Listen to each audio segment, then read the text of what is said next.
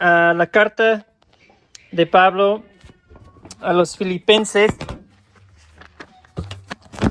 Vamos a estar ahí unos minutos.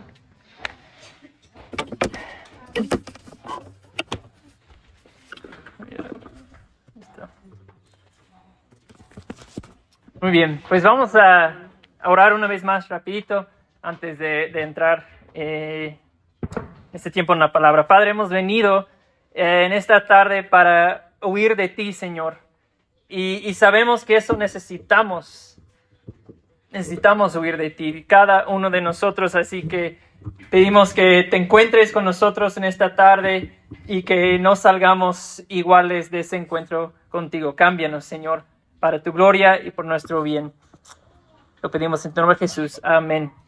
En 2001, en una cena, Elon Musk, probablemente la mayoría han oído de su nombre, él conoció el renombrado ingeniero aeroespacial Robert Zubrin. Zubrin es fundador de una organización que se llama la Sociedad de Marte. Y Zubrin, 5 años antes, había escrito un libro que se llama El caso de Marte. Subtítulo: El plan para colonizar el planeta rojo y por qué debemos hacerlo. Y Musk en esa cena fue inspirado mucho por la visión de Zubrin. Y apenas 6 meses después de esa cena, funda el empresario Elon Musk SpaceX o Espacio X, con el objetivo principal. La meta de la empresa era llevar a los seres humanos al planeta rojo, a Marte, y eventualmente establecer colonias ahí. Él quiere que personas estén viviendo ahí en Marte, en colonias, y poblar otros planetas. Esa es la meta que tiene. Y esa meta se ha vuelto una de las metas más centrales de la vida de ese hombre, quien es pues el tercer hombre más rico del mundo. Está en segundo o tercer lugar por ahí. Y esa empresa que fundó con ese objetivo pues ha sido exitoso. No han logrado ese objetivo todavía, pero la empresa ha sido exitosa. Pero hasta el día de hoy Elon Musk sigue hablando de esa meta de llegar al Marte y llevar los humanos ahí y establecer colonias ahí. Es una meta muy interesante de vida, ¿no? Hasta fascinante leer sobre pues todo lo que ese hombre tiene en su cabeza. Y pues además que son ideas bastante serias. Ya fundó la empresa, ya están probando cohetes los más grandes de la historia. Entonces es muy interesante, es la meta principal, podemos decir, de su vida. Pero en el pasaje que vamos a estudiar hoy, Filipenses 3, vamos a ver cuál era la meta de la vida de Pablo. Y Pablo tenía otras metas muy distintas que llevar seres humanos a Marte y establecer colonias ahí. No tenía nada que ver con eso. Pero al ver la meta de Pablo, yo espero, hermanos, que su meta de Pablo se convierta en la meta de nuestras vidas, ¿verdad? La meta central, el objetivo central de nuestras vidas. Ese es mi deseo, que este pasaje y el ejemplo de Pablo nos pueda dar ánimo e infundir nueva energía, ¿verdad? En cada uno de nosotros en nuestro caminar con Cristo. Vamos a leer Filipenses 3 de 1 a 14. Voy a leer lo más rápido que pueda, así que si pueden seguir ahí en su Biblia. Dice: por lo demás, hermanos míos, regocíjense en el Señor.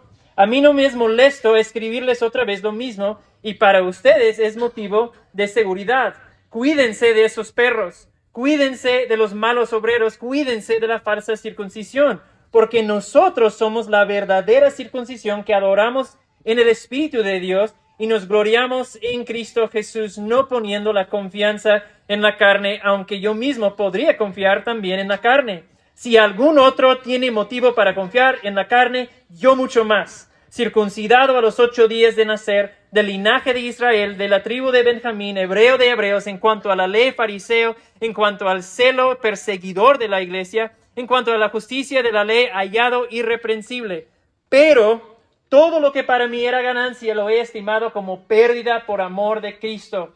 Y aún más yo estimo como pérdida todas las cosas en vista del incomparable valor de conocer a Cristo, mi Señor. Por Él lo he perdido todo y considero como basura, y lo considero como basura a fin de ganar a Cristo y ser hallado en Él, no teniendo mi propia justicia derivada de la ley, sino la que es por la fe en Cristo, la justicia que procede de Dios sobre la base de la fe, y conocerlo a Él y el poder de su resurrección y la participación en sus padecimientos, llegando a ser como Él en su muerte, a fin de llegar a la resurrección de entre los muertos. No es que lo haya alcanzado o que ya haya llegado a ser perfecto, sino que sigo adelante a fin de poder alcanzar aquello para lo cual también fui alcanzado por Cristo Jesús. Hermanos, yo mismo no considero haberlo alcanzado, pero una cosa hago, olvidando lo que queda atrás y extendiéndome a lo que está adelante, prosigo hacia la meta para obtener el premio del supremo llamamiento de Dios en Cristo Jesús.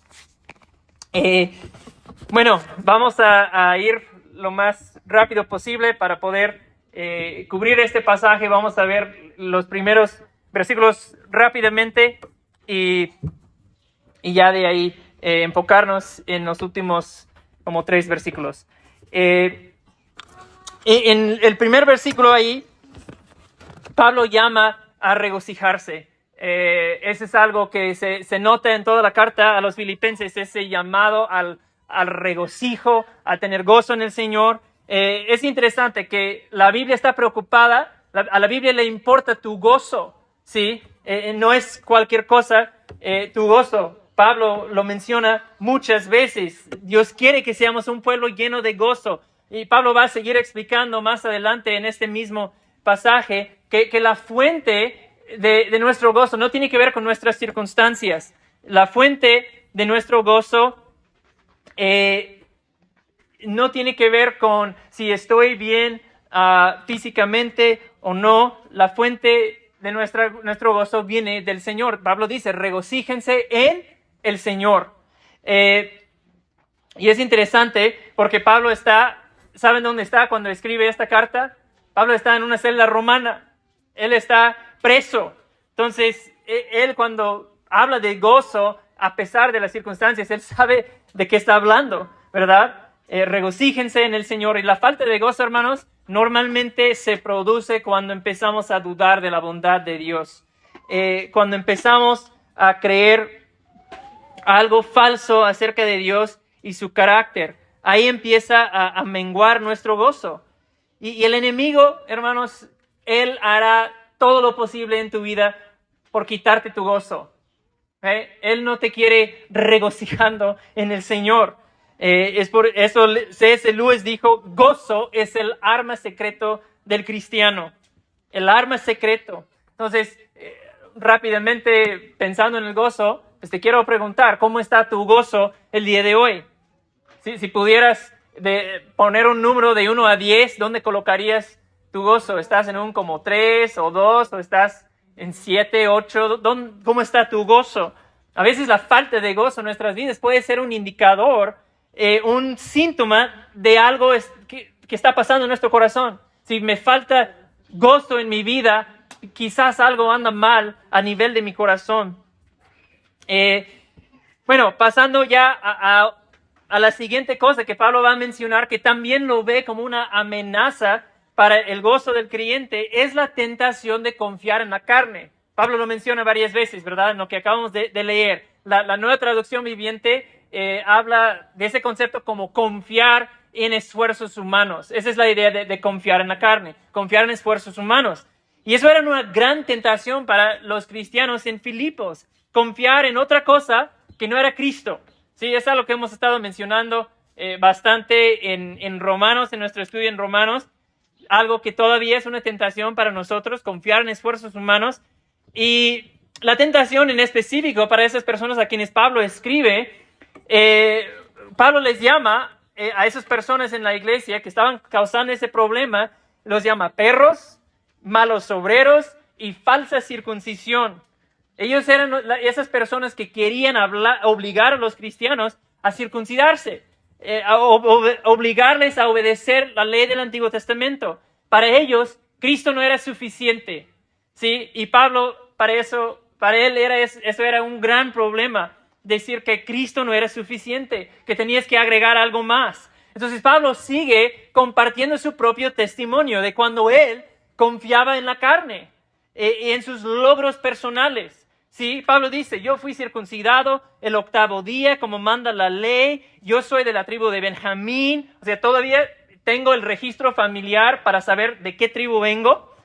Muchas personas judíos ya no sabían exactamente de qué tribu, Pablo sí. Entonces dice, hebreo de hebreos, mi padre, mi madre eran hebreos 100%. Yo pertenecía, Pablo dice, al grupo de los fariseos. Ellos eran los más celosos para guardar la ley de Dios. Ellos cumplían toda la ley al pie de la letra. Y además Pablo dice, yo perseguía a la iglesia. Cualquier cosa que amenazaba al cumplimiento perfecto de la ley, yo perseguía esa cosa. Y todo lo que yo tenía, dice Pablo, yo creía que por tener todo eso y haber hecho todo eso, Dios tenía que salvarme. ¿Cómo no me va a salvar? Mire quién soy. Me daba gran confianza todo eso que tenía. ¿Sí?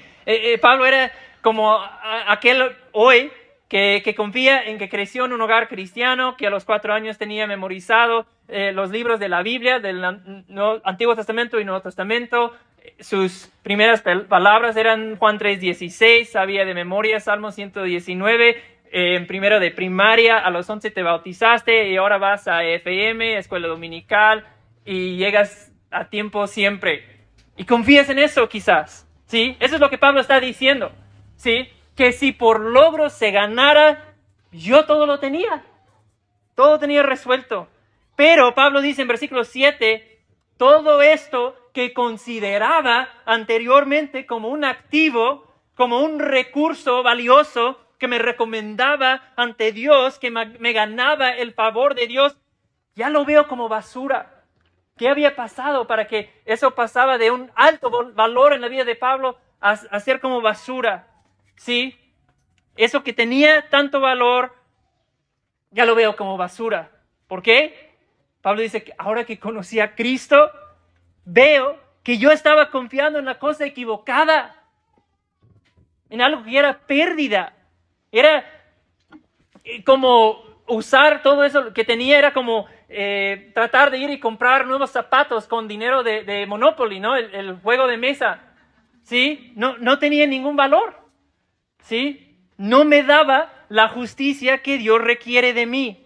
Entonces, todo lo anterior que Pablo menciona, que tenía gran valor, perdió ese valor para Pablo cuando encontró algo de muchísimo mayor valor, algo de valor incalculable.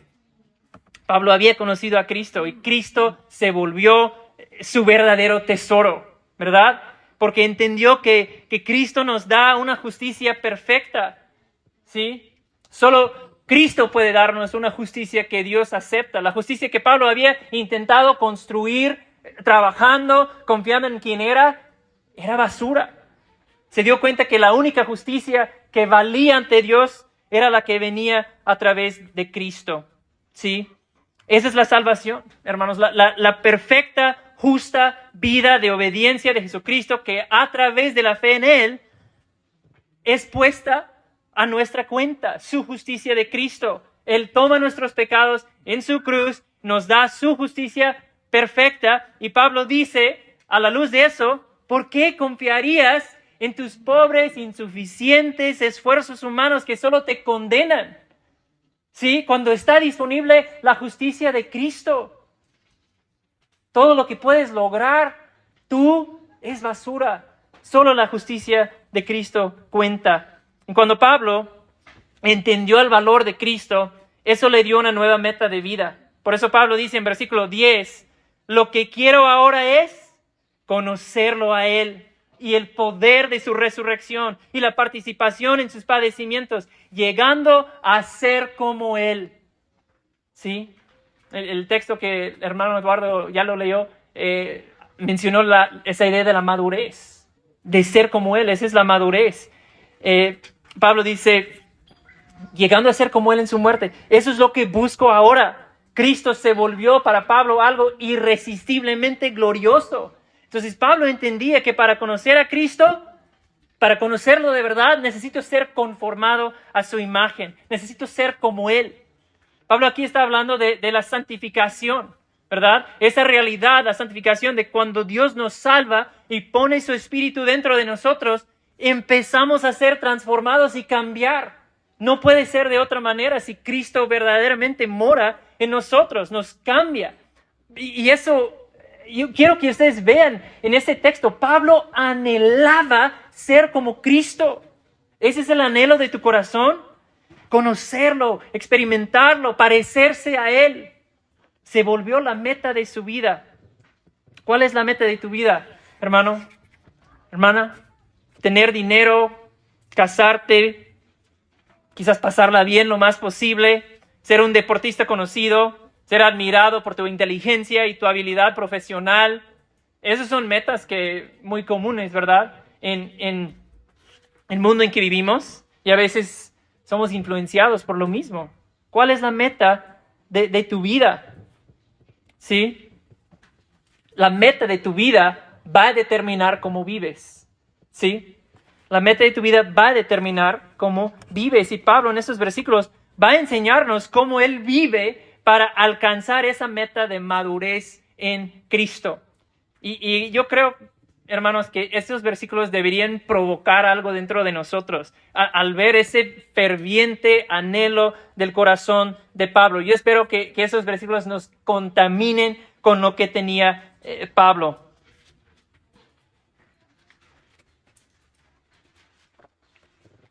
Ahora, es interesante porque cuando Pablo escribe esto, él tenía 30 años de conocer a Cristo, de predicar a Cristo, de plantar iglesias, de escribir Biblia. O sea, Pablo no era ningún novato cuando escribe esto. Era un hombre maduro ya en la fe y ya había hecho muchas cosas para el Señor.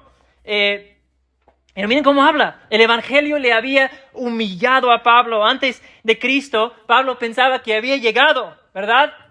Tenía todo resuelto con lo que había hecho y con lo que tenía. Y ahora que está en Cristo, entiende que le falta mucho. Necesito crecer. Miren versículo 12. No he llegado a ser perfecto.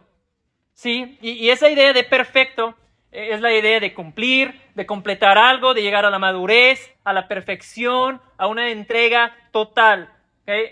Esa palabra Pablo lo utiliza mucho en sus escritos. Perfección es sinónimo con la madurez. ¿Okay? Y a veces nosotros, a diferencia de Pablo, pues tenemos esa idea, ¿no? A diferencia de Pablo, ¿no? Y esa clase ya la vi, eso ya lo aprendí, ese libro ya lo vi, ese ministerio ya lo conozco. O sea, nos vemos a nosotros mismos como habiendo llegado ya a un buen nivel de madurez en Cristo. Pero me llama la atención que Pablo no se veía a sí mismo así. Pablo dice, yo necesito crecer mucho todavía. Hay mucho conocimiento que me falta por obtener y por eso sigo adelante. Seguir adelante, el verbo literalmente significa perseguir, ¿sí? O sea, correr tras algo con el objetivo de atraparlo, perseguir, ¿sí? Dice, Cristo me alcanzó, Cristo me salvó, cosa que siempre asombraba a Pablo, por cierto, ¿no? El hecho de Cristo le había alcanzado, le había salvado, siempre le asombraba a Pablo. ¿Cómo es posible que a mí el Señor me salvó? Le asombraba eso. Pero Pablo dice, Cristo me alcanzó, me salvó, y por eso yo le persigo con todo lo que tengo para tener todo lo que puedo de Él. Eso era la meta de la vida de Pablo. Versículo 13, otra vez lo dice, no considero haberlo ya alcanzado. Ese verbo considerar es como la idea de que cuando Pablo dice, no considero, Pablo está diciendo, está considerando a sí mismo, ¿sí? La idea es que me he analizado a mí mismo y la conclusión es que no llego todavía, ¿sí? No considero haberlo alcanzado ya. Me evalúo y no llego todavía. O sea, imagínense, el gran apóstol Pablo, por muchos considerado como el cristiano más grande de todos los tiempos, quiere que los filipenses sepan, yo estoy con ustedes en este caminar. Yo no soy superior a ustedes.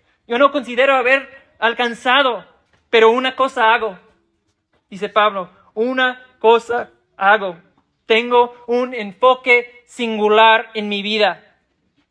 Y su manera de expresarlo nos dice que eso es algo bien importante para Pablo. Lo que Pablo hace aquí es compara la vida cristiana con una carrera, ¿verdad? Una cosa hace, dice Pablo, una cosa hago. Y esa una cosa que Pablo hace tiene un elemento negativo y un elemento positivo. En primer lugar, el elemento negativo. Pablo dice, una cosa hago olvidando lo que queda atrás. Olvidando. Yo olvido, dice Pablo, ciertas cosas. Llegar a conocer a Cristo y a la madurez se trata de mirar adelante, a lo que sigue y seguir avanzando. Por ende, hay algunas cosas en el pasado que no puedo estar volteando a ver.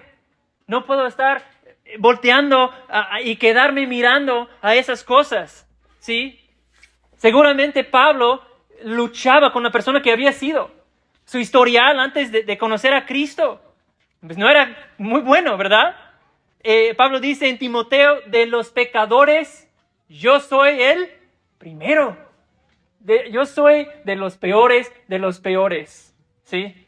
Entonces, imagínate que llega un pastor invitado a su iglesia, Pablo visitaba la iglesia. Hermanos, quiero que sepan desde entrada que de todos los que ustedes están aquí, yo soy el peor pecador de todos. Yo tenía un pasado terrible. Eso es seguramente lo que Pablo había hecho, cómo había vivido, venía a su mente constantemente, le afligía a veces, ¿verdad? Tenía recuerdos de cuando llegaba a una casa y sacaba de su casa a una madre de su casa mientras sus hijos lloraban y gritaban y Pablo la llevaba a la cárcel solo porque ella creía en Jesús como su Salvador. Entonces Pablo dice, hay algunas cosas en el pasado que es necesario olvidar. Mis hermanos, probablemente es lo mismo para nosotros. Hay algunas cosas en tu vida que tienes que olvidar. Errores, pecados que te siguen afligiendo. Donde Dios dice, mi hijo, si estás en Cristo, hija, si estás en Cristo, ya te perdoné eso. No recordaré más de tus pecados. Así que tú también tienes que olvidarlo. Dejarlo atrás. Quizás sigues arrastrando algo, ¿no? Ahí lo tienes amarrado y lo sigues arrastrando contigo todos los días. Una amargura, un resentimiento, dificultades, pruebas, el dolor de lo que te hizo una persona, de cómo te trataron en una situación, algo de tu infancia que sigues arrastrando, ¿sí? O quizás por otra parte, lo que tú sigues volteando a ver atrás y no dejando de tu vista de algo que está en el pasado, es esos días de éxito, ¿verdad? Cuando parecía que hubo una etapa de oro en tu vida y todo estuvo excelente, todo estuvo bien y sigues mirando a eso, ¿sí? En tu memoria todo estuvo perfecto en ese tiempo y Pablo diría, no hay que seguir volteando a ver esas cosas. Fija tu mirada en la meta. Tu pasado, tu historial, no define tu futuro, ¿sí? El pasado no es sin importancia, por supuesto que sí, pero no podemos quedarnos ahí mirando a lo que queda atrás. Pablo dice, olvido ciertas cosas, ¿sí? Si te quedas mirando hacia atrás, te quedas estancado o te empiezas a desviar porque no estás mirando hacia dónde vas, ¿sí? ¿Qué es lo que necesitas olvidar, hermano? ¿Qué es lo que necesitas soltar? ¿Qué es lo que necesitas dejar de seguir mirando?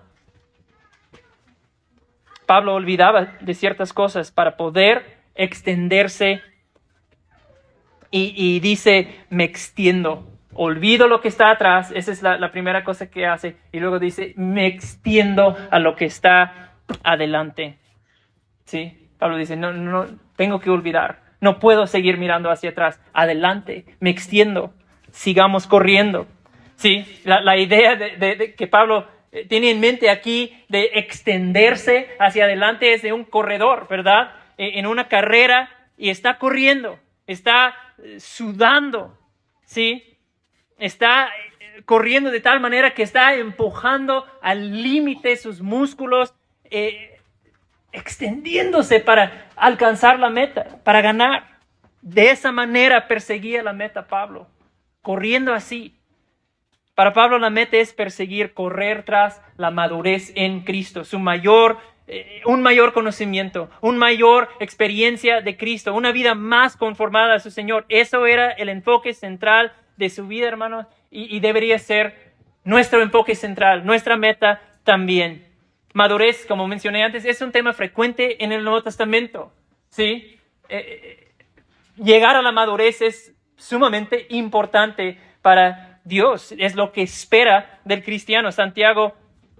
Colosenses 4, Pablo dice que su compañero Epafras siempre está orando por ellos para que estén firmes y perfectos. Es madurez, la misma palabra. Santiago 1 dice que las pruebas tienen el propósito de hacernos perfectos, maduros, completos. Efesios 4, Pablo dice, lo leímos hace rato, que Dios ha dado pastores en la iglesia para llevar a las personas a la madurez, a la condición de la madurez. Colosenses 1, Pablo dice que la meta pastoral es presentar cada hombre maduro, perfecto en Cristo, ¿sí? Conocer más de Cristo y llegar a la madurez espiritual, esa es la meta.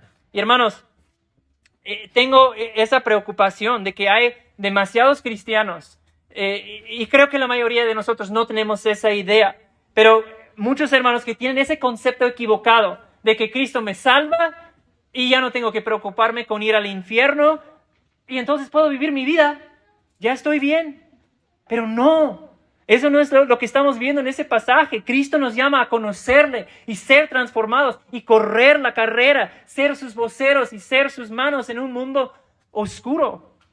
A todos nosotros Dios nos ha dado dones, nos ha llenado de su Espíritu para que seamos seguidores, para que seamos imitadores de Jesús, para que seamos maduros, ¿sí? Y hermanos, no llegamos a la madurez, la sabiduría, a un mayor conocimiento de Jesús con brazos cruzados, siendo llevados por la corriente. No sucede así. No sé si alguna vez has nadado en la playa, en el mar.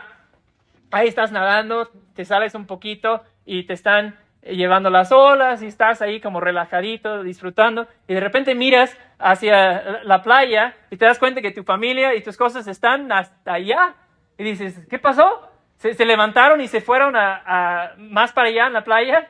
Pues no, ¿verdad? La corriente te llevó y ni te diste cuenta, ¿sí? Entonces, competir, esa idea de correr en una carrera, llegar a una meta, eso es algo difícil. Requiere un enfoque y atención, ¿sí?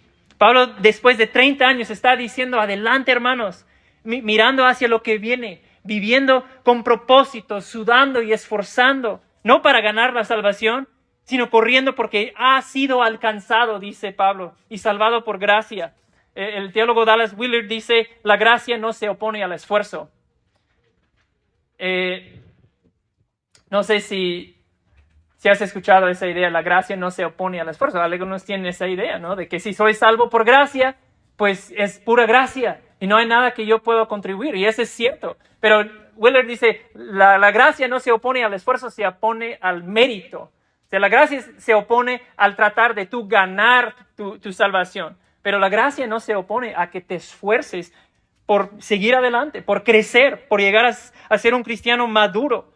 Sí, eso es parte de. Entonces, amado hermano, viendo ese ejemplo de Pablo, yo quiero que te preguntes, ¿cómo estoy persiguiendo el día de hoy? ¿Cómo está mi avance?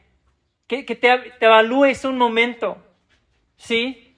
¿Es evidente el fruto del Espíritu en tu vida?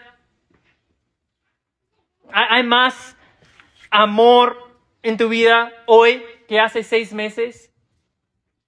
¿Hay más paz en tus relaciones que hace 2 años? ¿Vives hoy con más gozo que hace 3 años? ¿Puedes ver que hay más bondad, mayor mansedumbre, crecimiento en dominio propio? ¿Cómo está tu avance? Conocer a Cristo es ser más como Él, manifestar el fruto de su presencia en ti por medio de su Espíritu. ¿Sí? ¿Estás extendiéndote como Pablo para seguir adelante? Pablo dice en Colosenses 3:1, si ustedes han resucitado con Cristo, busquen las cosas de arriba, pongan la mirada en las cosas de arriba. Busquen las cosas de arriba, pongan la mirada en las cosas de arriba. Pablo está hablando de toda la vida orientada hacia Dios y sus propósitos. Hermano, ¿a qué estás apuntando en tu vida? Yo creo que tan fácilmente podemos ser distraídos y empezamos a correr tras metas equivocadas, esforzarnos para lograr cosas que al final descubrimos como Pablo, que son ¿qué? Pérdida. ¿Sí? Muy fácilmente nos sucede. Entonces necesitamos entender como Pablo, que obtener el premio, la meta más importante, es conocer a Cristo y ser como Él. Esa es la meta. ¿Sí? Y corremos desde victoria. Amén. Nosotros corremos, pero desde la victoria. Corremos con certeza porque Cristo ya ganó la victoria. Sabemos que la historia acaba bien para nosotros que estamos en Cristo. Y esa realidad nos permite correr no estresados, no afanados, sino correr con gozo, correr con confianza, correr con paz. ¿Sí? Mientras sabemos que ese premio que Pablo menciona, que recibir el premio completo es algo que todavía se espera hasta el día en que estemos en su presencia. Un día, hermanos, estaremos en la presencia del soberano del universo. Estaremos en la presencia de aquel cuya sangre nos ha limpiado. Hermanos, estaremos al lado de Él que está entronizado a la derecha del Padre, el que está ahí vestido en majestad. Ese día será glorioso. Pablo anhelaba ver ese día. Y yo quiero que lo que Pablo anhelaba, que seamos contaminados con lo mismo, para que nuestros corazones anhelen eso. Así que, hermanos, sigamos corriendo juntos, corriendo hacia la meta de experimentar y conocer más de Jesús y un día estar en su presencia. Para eso existe Comunidad Gracia Redentora, hacer discípulos que lleguen a la meta. Existimos, hermanos, para ayudar, servir, amar y mover a las personas a someter cada aspecto de su vida al Rey Jesús. Para eso existimos. Esa es la carrera que estamos corriendo individualmente y como iglesia, ¿verdad? Y hermanos, en este 9º aniversario, yo quiero dar gracias porque Dios nos ha permitido un buen avance, ¿verdad? Dios nos ha dado mucha gracia. Hemos avanzado en ese camino y quiero llamarnos hoy a que sigamos. Hermanos, Dios los está usando a ustedes como iglesia, ¿verdad? Dios los está usando a esta iglesia para transformar vidas y extender el evangelio. Tu esfuerzo, el esfuerzo de esta iglesia no es en vano, ¿sí? Dios nos está llamando a seguir adelante y Dios ya nos está usando. Quiero que estés animado con eso el día de hoy. Y para ti que puedas estar aquí, que no estás en la carrera, si no has nacido de nuevo, si no has confiado en Cristo como tu Salvador, te quiero invitar que no te quedes fuera de esta carrera. Si tú vienes a Jesús en humildad, en fe, Él te salvará. Pasarás del camino de muerte en que estás ahora al camino de vida. Y Jesús te cambiará tu vida. Él te dará paz, te dará gozo. Ven a Él. No sé qué piensas acerca de Jesús, pero algo mejor que Cristo no existe en este mundo. Amén. Ven a Él. Quiero terminar leyendo Hebreos 12, 1-3. Este texto, con eso concluimos. Pablo dice, bueno, no sabemos quién lo escribió, ¿verdad? Es Hebreos. Escuchen lo que dice el autor de Hebreos. Por tanto, puesto que tenemos en derredor nuestro tan gran nube de testigos, despojémonos también de todo peso y del pecado que tan fácilmente nos envuelve. Hay algunas cosas que tenemos que dejar atrás, ¿verdad? Olvidar, eso es lo que decía Pablo. Y corramos con paciencia la carrera que tenemos por delante, puestos los ojos en Jesús, el autor y consumador de la fe, quien por el gozo puesto delante de él, soportó la cruz, despreciando la vergüenza, y se ha sentado a la diestra del trono de Dios. Consideren pues a aquel que soportó tal hostilidad de pecadores contra él mismo, para que no se cansen ni se desanimen en su corazón, para que no se cansen ni se desanimen en su corazón. Ese es el llamado para nosotros el día de hoy, de seguir corriendo adelante. Así que, hermanos, en este 9º aniversario de Comunidad Gracia Redentora, mi oración es que a la luz de este pasaje, que Dios nos dé abundantemente de su abundante gracia, para que juntos, hermanos, sigamos persiguiendo con entusiasmo, con dedicación, el conocimiento y semejanza de Cristo. Vamos a orar. Padre, gracias por los méritos de Cristo. Como decía Pablo, nadie puede poner un fundamento diferente del que ya está puesto, que es Jesucristo. No hay otro fundamento, sino que Jesucristo. Y Padre, que se siga construyendo esta iglesia y nuestras vidas individuales sobre el fundamento de Jesucristo. Y que sea para tu gloria. Y bendice, Padre, a mis hermanos. Bendice el resto de esta tarde. Y es en tu nombre, Jesús, que lo pedimos. Amén.